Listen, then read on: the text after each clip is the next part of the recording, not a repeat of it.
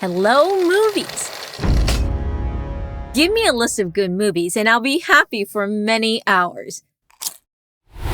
Good movies make me cry, reflect, celebrate, laugh, and remind me how beautiful and meaningful life is. While the types of movies we like or want to watch are all different, films in the entertainment industry have played a key role in all of our lives, especially in the past 2 years. We're spending more time watching multiple shows and movies at home. Most of us will pay close attention to the individuals on screen, the celebrities, and the producers. But what about all the other individuals that make the movie possible? From costume design, marketing, community development, and content development, there are many more names and people involved in every film production that comes to life. Today, we're going to dive in a little bit more into what their work is like, why they love what they do, and what we can learn from them about this industry that we consume every day from our sofa. Hi, I'm your host, Monica Kang, founder and CEO of Innovators Box, and you're listening to Curious Monica. It is still a very difficult industry to kind of get your foot in the door. There are a lot of people who want to be a part of telling stories, right? In whatever medium, in whatever way.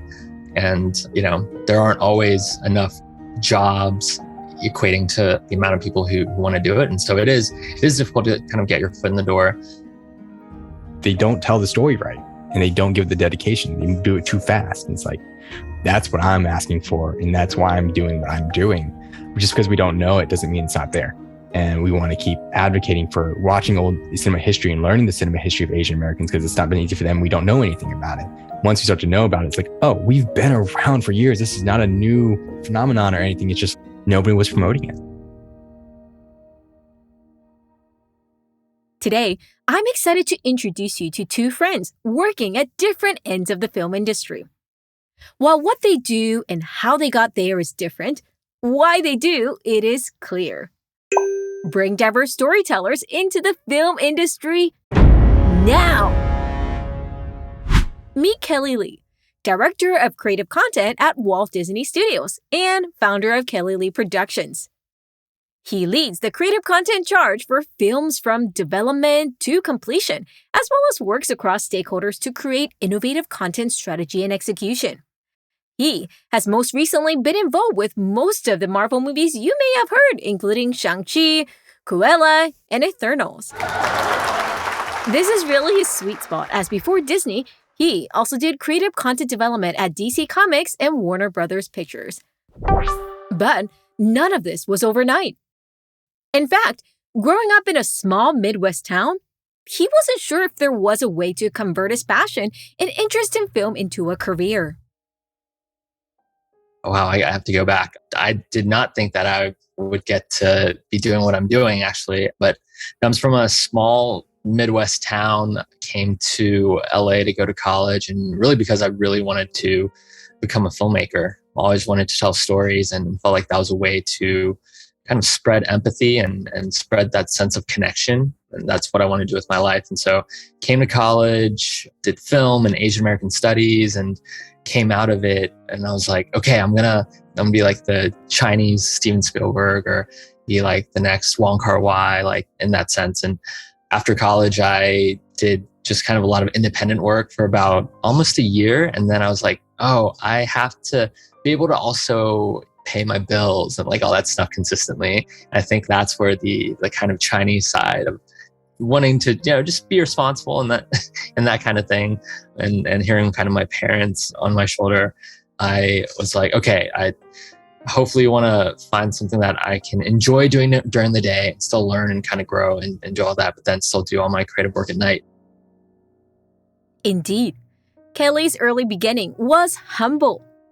To pay the bills, he founded Studio K Apparel in 2015, where he got his first taste of business and entrepreneurship. It led him to recognize how important sales, partnerships, and creative marketing are, which became key skills and insights he brought as he stepped into his dream career. But why film? What first inspired you to want to work in that space? Also, traditionally in Asian American culture, wouldn't parents discourage us from working in this industry as it may not look like a stable career? And on top of that, it is hard to enter. Yeah, absolutely. I mean, look, my parents are very much working class. They came here with pretty much nothing into the Midwest of all places. And so I think in their mind, they had always wanted me to be a doctor or a lawyer. Those kind of very traditionally safe careers that had a path, and you had a kind of set out way to get there.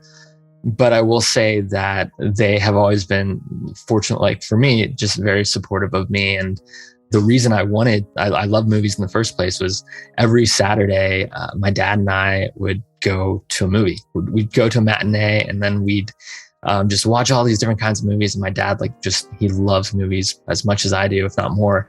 And so just kind of growing up and getting to experience that with him on a personal level was something that always resonated with me. But then the other part was also growing up in just this really small town in the Midwest. I was like one of the only Asian kids in my entire town, and grew up with this kind of outsider's perspective. And I think when I was growing up, I really wanted to, like we all do, as a kid, want to fit in, want to do all that.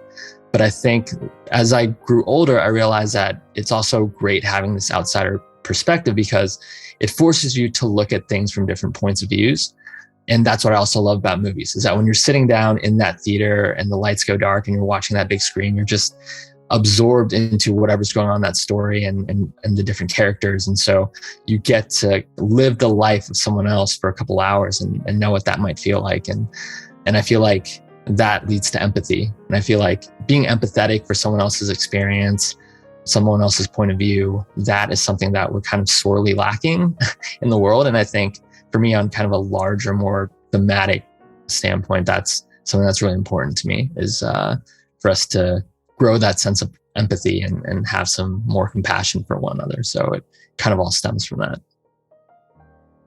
Empathy building is so important indeed, and I love your reminder on this. This is one of the many reasons why I love films. I get to live, experience, and understand from another person's point of view, and it humanizes my experience day to day to remember, hey, everyone thinks, sees, and understands the world differently. What if we were more mindful of that? Interestingly, similar to Kelly, empathy was a key element for David wanting to enter this field. Meet David Masami Moriya, founder and artistic director of Strong Asian Lead, where he is committed to amplifying voices of Asian Pacific Islanders and South Asian diasporas in America through the entertainment industry. A photographer, filmmaker, and a community builder today, David had a humble beginning. From his first job working at Starbucks during college to where he is now as the impact director, David looks back remembering how one conversation he had as a photographer at a protest changed how he thought about his love for film and entertainment forever. As someone who's promoting for Asian American representation, emerging artists, new art, new stories, not just on the screen, but behind the scenes, in the production offices, in the decision-making roles, definitely wouldn't have thought that I'd be here at all. Mainly because I didn't realize I was Asian or Asian American, let alone Japanese American, until about 4 years ago. Someone had to point it out to me.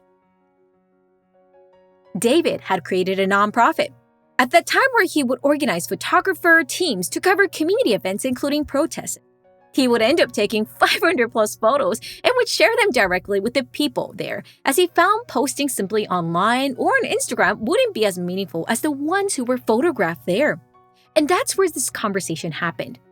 Given the role as the photographer, he wanted to be mindful of being unbiased, nonpartisan, and to be respectful of all voices. But what if there are some events you want to have a voice in? Or what if others expect you to have a voice? When I was there, I was like, no, I'm a photographer. I'm technically supposed to stay unbiased. I'm not trying to be a journalist. I'm just trying to help nonprofits. And I'm like, generally, I'm not a part of the conversation. But the woman who was there, she was like, you are a part of the conversation. You're a person of color. You're Asian. And it really hit me. I was like, oh, you're right. I am Asian. I had kind of forgotten about that. But what I realized was what the organizers had done and the communities who were there, they all knew their community's history. They knew their Emmett Tills, the Sandra Blands, everybody from any time. And sometimes I talk to people and they'll give me a piece of paper with 10 names and 15 photos. And I'm like, wow, all these people had the same problem, but I don't know anything about the Asian American community. I don't know about my history. My grandmother was in the camps, in the incarceration camps. We don't call them internment camps anymore. That's a euphemism. And my uncle was murdered by a cop. So it's like, there are definitely issues within communities, but why don't I know any of these things? So it was like, I'm going to stop all my photography, stop all my work, go to hit the library and hit the history books and just learn what happened. How did we find our power? And so that became for me like, oh, seeing other Japanese Americans protesting from the 1920s, 1940s, 1950s, and 60s, you're like, oh, Asians been protesting for almost 100 years. Why haven't we learned any of this? And so I found a lot of power in that. And like, if they can do it and they lived, I can do it. And so just defining what I'm here for, not everybody's going back to the library. No one's going to go back to school. So what's the next best thing is like entertainment, film, TV, something emotional. What are we doing with Asian American history, Asian American storytelling, Asian American communities in that same way? Because then that's how we build more bridges. So my thing here now, and going back to the original question, is like, would I think I would be here at this moment thinking about my Asian American identity and entertainment and kind of leading a charge in this representation era? It's like, no, definitely wouldn't see that. But I'm glad I'm here. This is so powerful. Reclaiming our narratives by remembering and honoring our history, not just in documentaries, but in everyday entertainment like films, TV shows, and more. Yes, while I binge on so many shows like Squid Game, K-drama, Ghibli Studios animation, and more, it's important to know what is Asian American content versus content by Asians. Both are important, and diversity is all great, but the nuances are key. What stood out to me in David's reflection was his deep drive and dedication. It's one thing to take that insight into awareness. It's another to have the determination to take that into multiple trips to read and research at the library and lead an initiative. When I asked David what gives him the drive, he shares how it starts even from high school. I think where I get it from is in high school, I stopped asking for help from my parents for like homework. It just became like, I want to do it myself. If I'm going to fail myself. That was helpful. But I think at the end of the day, I think this is the curiosity. It's a curiosity, and there's always something new. I've been studying Japanese American history and culture for the past 4 years, and it still surprises me. It's still there, and it's still alive. So like the NCRR, which is the National Coalition, Nikkei Coalition for Redress and Civil Rights. They used to be the NCRR, with the National Coalition for Redress and Reparations back in the 80s, who they fought for reparations for the Japanese Americans. They're still going today. So like connecting with them, and they teach me different things and how to organize and be with people. And this past week, we talked about Japanese Americans and Asian American activism within the 50s. I also listened to a ton of testimonials from the 80s. David followed his curiosity and went deep. And this is why he found the library to be such an enriching place to learn. Any tips on how to navigate the library meaningfully? The library was great because I would just like Google Japanese, and I'm like, pick a book, and I'm going to open to one random page. I don't have to read the whole book. I don't even have to borrow the book. I'm just going to sit down with this book and random open page. And I think the first thing I read was like, oh yeah, they were plantation workers. They used dynamite on the field to irrigate the farms. And I found out my grandfather was one of those dynamite people. He moved from Hawaii to California. So I learned my whole family history on my grandmother's side. And how is it connected? Like, who was there? And what were they doing at the time? How was it built? I don't know. It just fascinates me how much I don't know, but how much it's still connected. On my shelf over there is like over 100 books on Japanese Americans written by Japanese Americans. And I think the biggest thing that hits me is that I think I was always taught or watched movies about Japanese Americans or Japanese or Asian history from white directors and white writers. And you just can tell the difference. But you can't tell the difference if you don't listen and watch from the Asian American writers. They're not marketed. They're not out there. They're so hard to find. They're in archives. They're hidden. So now I'm getting, I'll go on Amazon, I'll find a VHS tape of some play that somebody did, and then I'll go digitize it because I know how to digitize. I'll hit up other universities who have Discipline and care are what led David to where he is today. In fact, he wanted me to remind you all, if you see any AAPI content that is not digitized, please reach out to him. He wants to help make that content accessible.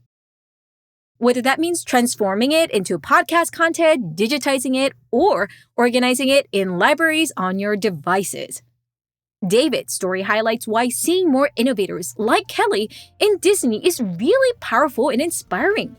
As David mentioned, we need to see more representation and diverse voices in this field, not just on screen, but off the screen like the work Kelly is doing. This is why seeing films like Shang-Chi, the first Asian Marvel hero, come to life was an extra meaningful work for Kelly to work on. I think for Shang-Chi in particular, I still remember the first time I'd heard that they were developing this movie. And this was before I was at Disney. I was at Warner Brothers at the time. I heard they're developing this movie featuring this lead Asian superhero. And from a kind of historical standpoint, the original character and like the original comic and some of the tropes, it really filled these kind of Asian and especially kind of Chinese stereotypes. And so I think we all kind of as a community go into these things somewhat like, okay, I hope it's great, but there's like a chance, like history unfortunately has shown in the past, there's also a chance it could go like really wrong, right? And so it's been rare for us as a community, I think, to be able to fully tell our own stories and feel represented, not just feel represented, but represented well and represented as full three-dimensional human beings. And so I remember when they announced this, I was at Comic-Con, but for Warner Brothers and for DC. And I think this was like the last like full Comic-Con in San Diego that they had before the pandemic.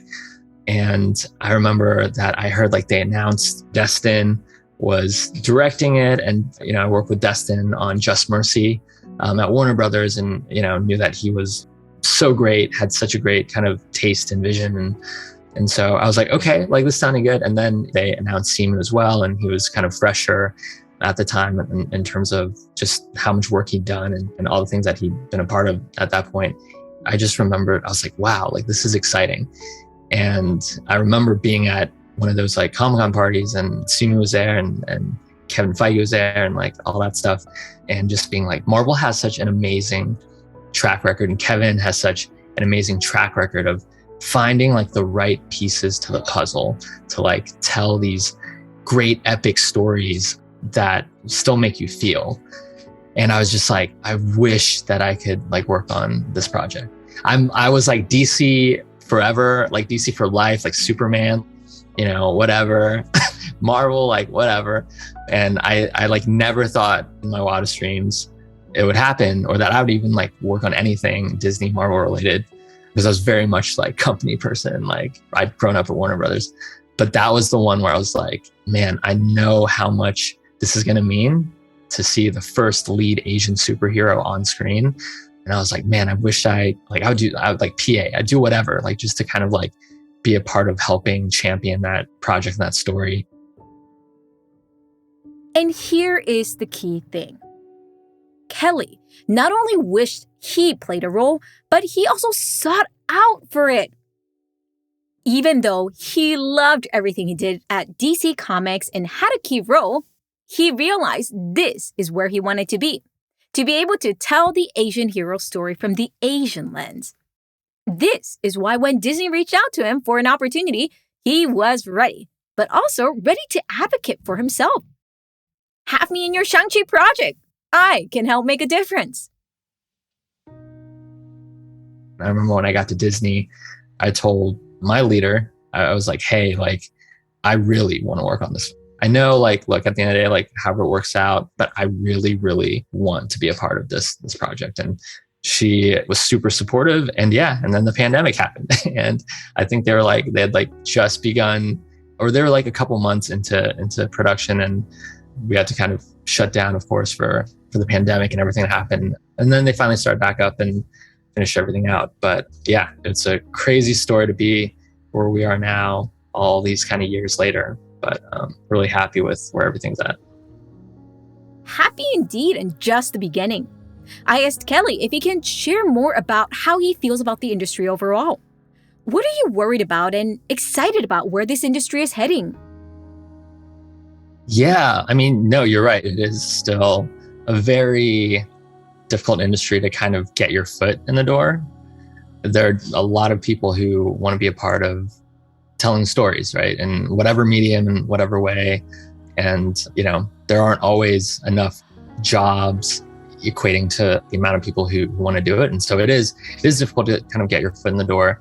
I think it's always been the sense of luck meshed with timing, meshed with, your hard work and experience. And it's like a combination of those three. And it kind of varies, throughout, and it's kind of different for everyone's journeys. But yeah, in terms of just, has that changed? Has that evolved even in the past however many years I've been in this industry? I would say yes, in terms of just media, the types of media is evolving. I mean, when I started at DC was this place that, everyone knew about, like physical comic books, right? And it was at this like transitional period where digital was really starting to grow. And it was like the very kind of beginnings of even like Instagram and YouTube and like all that stuff. Like TikTok didn't exist, like none of that.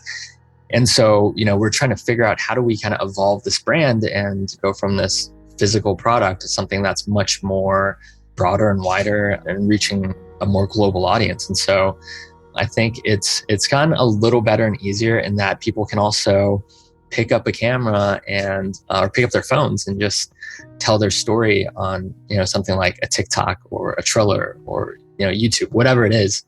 So it's kind of spread that out a little bit more, but it's still difficult. And I think it is just that kind of sense of, working hard and hopefully meeting the right people that you organically connect with, and then having that right timing and just kind of, figuring those things out. Indeed, the landscape of film and media has evolved quite a bit. Even Billie Eilish made her music video, Therefore I Am, with just a phone in an empty shopping mall. And that has 185 million views. And who says the Ready Player One type of AR and VR land is not too far away in how we consume content?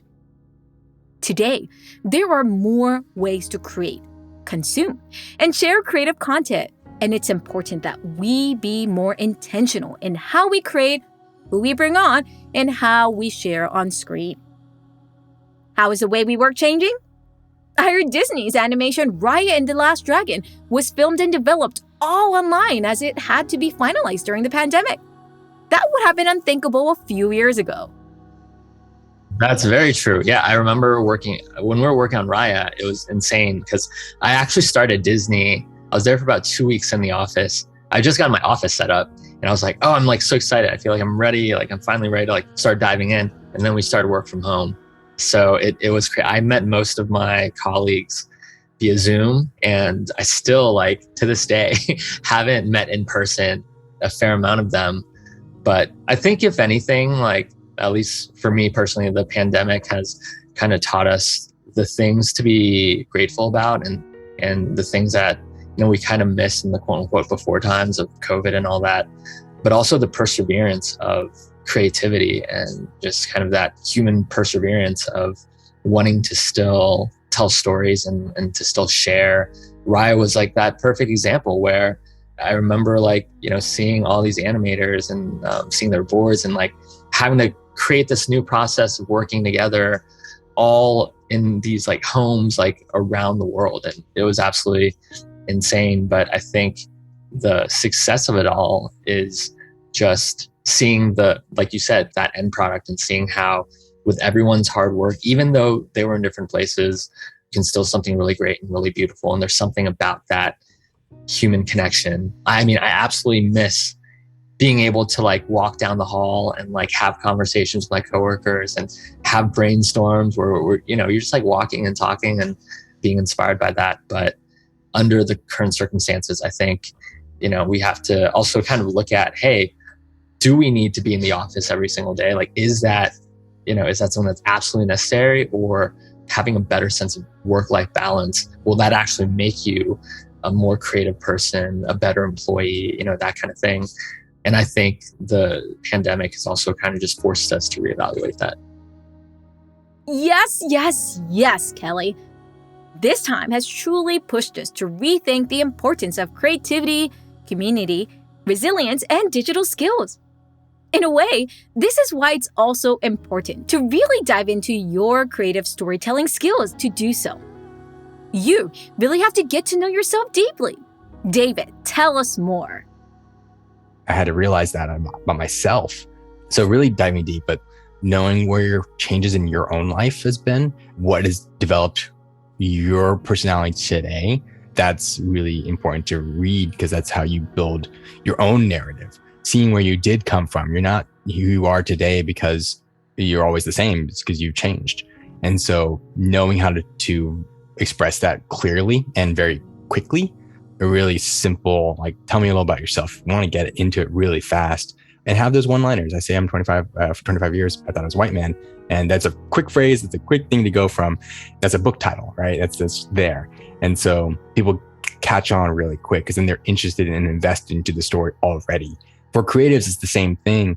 You want to have that log line. But the way I find the best way to find yourself and just be more interested in your own project, like you have to be dedicated to your project because you know you're going to be there for the next 5-10 years. What about this script? What about this story resonates with me? People keep saying it's about what you know. I don't think that. I don't think it's not about what you know, because what you think you know probably is only the surface level of what you think you know, right? A chef, when they're first starting out, they might know how to cut an onion and saute something. But then you go see a real professional chef and oh, I learned how to properly cut an onion. This is how you sharpen a knife. And that's the stuff you want to learn more about. Self-awareness is key because we want to understand what lens we are thinking and seeing the world. In a way, David and Kelly reminded me that we're all storytellers and have a role to play. But to be even more intentional, we have to know where we are building those stories, why we want to tell stories, and why we care about certain stories. Whether that means how you choose certain movies to watch, to how you invest in movie production as a director, we're all making a choice to consume and create stories. I'm inspired and hopeful. Yes, the industry is tough to get into. And yes, we need more diversity on and off the screen. And yes, thank God we have innovators like Kelly and David all over the world, proactively showing up each day to share their stories. Thank you for what you do, and can't wait to see what movies is in store for both of you and the work you do. Thank you, innovators, for joining us. What's coming up for you? I hope this has made you think twice about the next movies you watch and the next time you share something on social media. We're all creators and consumers and can play a role in bringing a unique, thoughtful lens each day. Please take a moment to check out David and Kelly and their work by following them. I've added their information in our show notes. Thank you, David and Kelly, for joining our show today to share your thoughts in doing what you do. This was Monica Kang, your host at Curious Monica and founder of Innovators Box. Please take a moment to subscribe, share, and leave a review.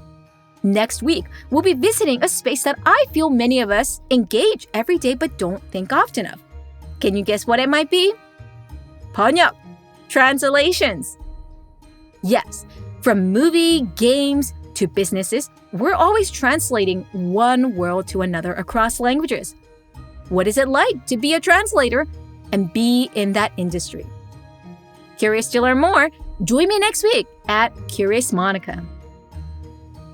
P.S. Don't forget to check out our other show, Dear Workplace, where we study trends, challenges, and changes at work. Have a great week, and I'll see you soon. Hello there. I'm Luke Helder, the head composer at Innovators Box. I hope you're enjoying Curious Monica.